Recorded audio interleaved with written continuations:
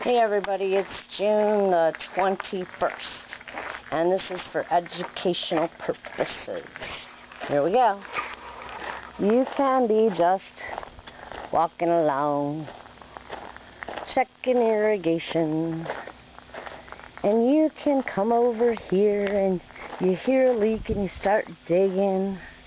See, there's my leak, and then I was going to pick up that prickly pear, and I was going to adjust this dripper that's sitting right there. I didn't see him at all. My hand went down in there. You see him? My hand went down in there.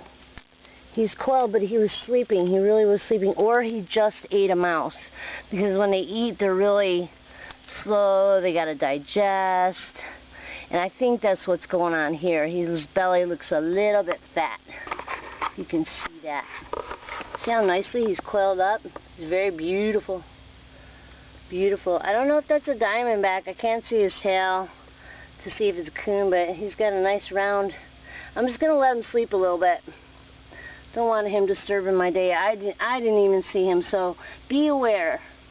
They blend right into the ground. If the ground's moving, it probably is not all ground. There's probably a snake that's well blended in. This is Karen.